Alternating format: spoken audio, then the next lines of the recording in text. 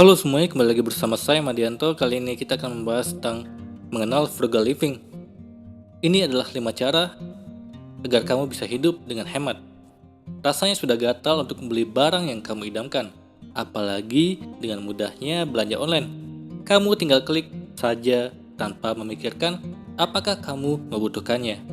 Nyatanya hal ini dapat berdampak buruk bagi kesehatan finansial, karena barang belanjaan akhirnya kamu batal menabung, batal mempunyai dana darurat, atau batal membayar premi asuransi.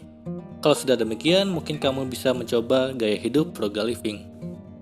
Memangnya apa itu frugal living? Frugal living adalah sebuah konsep di mana kita sepenuhnya sadar atas semua keputusan kita dalam mengatur uang. Artinya, kamu akan memilih prioritas akan hal-hal yang penting untuk kamu. Setelah itu, kamu akan mengurangi budget dari aspek lain yang mungkin tidak terlalu penting untuk kamu. Ini berarti menghemat agar kamu bisa memenuhi kebutuhan yang kamu anggap penting. Apakah frugal living sama dengan pelit? Tidak. Frugal living sangat berbeda dengan menjadi orang pelit. Biasanya orang pelit akan selalu memilih untuk membeli hal termurah atau bahkan tidak membeli sama sekali.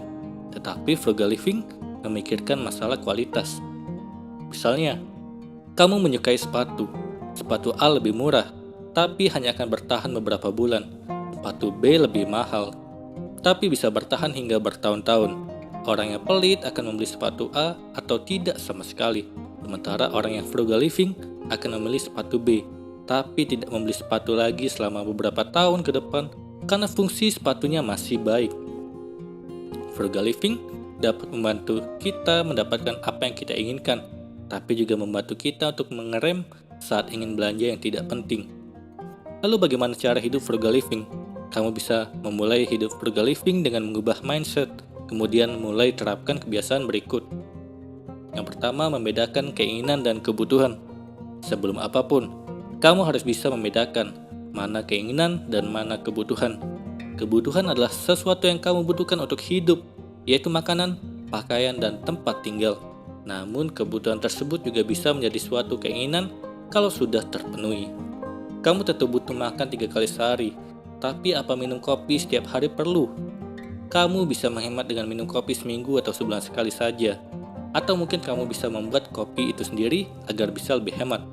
Lalu gunakan uang yang kamu hemat untuk hal lainnya, misalnya untuk dana darurat atau asuransi kesehatan. Lakukanlah evaluasi pengeluaran, kemudian tentukan prioritas, mana yang kamu butuh, mana yang kamu belum perlu. Kedua, tetapkan anggaran.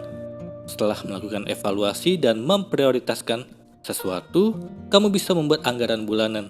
Sisihkan 20% untuk tabungan, 30% untuk cicilan, 50% sisanya agar kamu atur untuk pakai.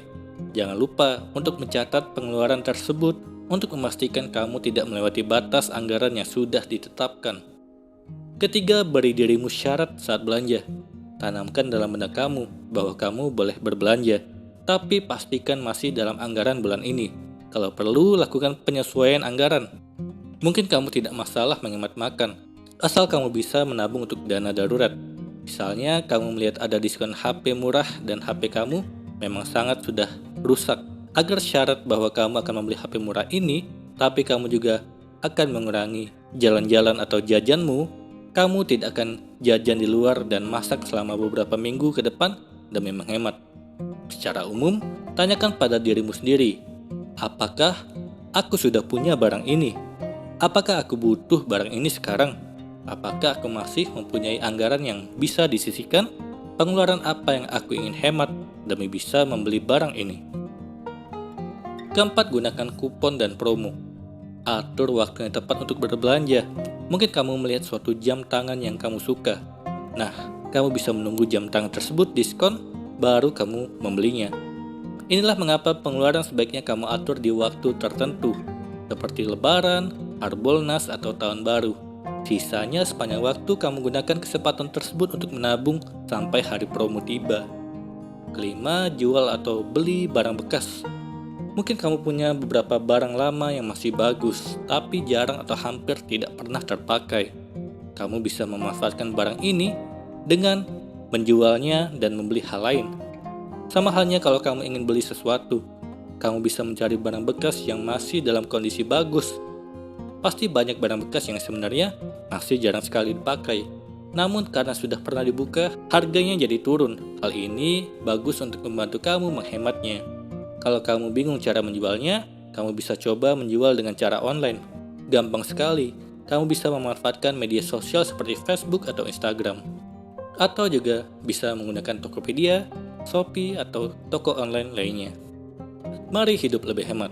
Dengan hidup lebih hemat, kamu bisa memastikan kondisi keuangan yang lebih sehat. Selain menjalani frugal living, pastikan kamu sudah mempunyai rencana keuangan yang kokoh. Hal ini berarti kamu sudah menyisihkan 20% untuk tabungan per bulan, punya dana darurat senilai 6-12 kali pengeluaran bulanan, punya asuransi kesehatan dan asuransi jiwa, dan juga memiliki investasi sebagai dana pensiun. Tips hemat dengan frugal living. Selain dengan minimalisme, ada tips lain yang perlu diperhatikan. Mereka mirip tapi tidak sama, yaitu frugal living. Frugal living bagi saya adalah memprioritaskan kebutuhan dibandingkan keinginan. Tidak membeli barang yang hanya sekedar keinginan saja, melainkan barang yang memenuhi fungsi hidup. Sederhananya, membuat kita bertahan hidup. Barang keinginan hanyalah memuaskan nafsu saat kita, padahal barang keinginan tidaklah benar-benar mempengaruhi fungsi kita dalam bertahan hidup, melainkan hanyalah sebagai hiburan semata.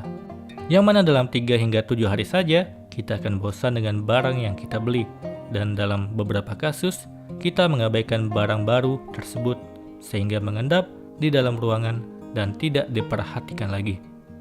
Coba kamu perhatikan di ruangan sekelilingmu, ada berapa banyak barang yang hanya numpang lewat saja. Barang yang hanya sekedar keinginan semata, pasti banyak sekali. Terlebih ketika kamu baru menerapkan minimalisme dan juga frugal living. Barang-barang ini perlu kita jual kembali ketika tidak dibutuhkan, atau kamu bisa memberikannya kepada orang-orang yang benar-benar membutuhkan barang tersebut sehingga tidak mubazir atau terbuang sia-sia tergeletak di ruangan kita begitu saja. Apalagi barang tersebut tergeletak di dalam gudang selama bertahun-tahun. Pasti sangat disayangkan sekali. Frugal living mengajarkan untuk lebih hemat, melihat harga barang yang murah, tetapi tetap mempedulikan masalah kualitas barang. Kita membeli barang yang bertahan lama hingga bertahun-tahun, sehingga tidak perlu membeli barang yang sama berulang-ulang kali. Kita tidak perlu membeli sepatu setiap bulannya, ketika sepatu yang lama bisa awet bertahun-tahun. Kita tidak perlu membeli tas baru ketika tas lama masih bagus dan berkualitas dengan fungsi yang sama. Banyak sekali contoh lain yang perlu diperhatikan, tapi intinya, belilah barang yang dapat bertahan lama, maka kamu akan menyadari berapa banyak uang yang dapat kamu hemat dari hal tersebut. Penghematan ini akan membuat hidup kita menjadi lebih baik dan masa depan akan lebih terjaga. Bandingkan ketika kita tidak menjalani frugal living, maka kita akan foya-foya terus setiap harinya dengan membeli semua keinginan kita tanpa adanya rem, sehingga berpengaruh besar akan keuangan kita. Tapi saya harap semoga pendengar dan penonton saya adalah orang-orang yang bijak dalam mengatur keuangan dan juga lebih memprioritaskan barang kebutuhan, sehingga masa depan kita semua menjadi lebih terjamin. Semoga ini bermanfaat. Sekian dan terima kasih.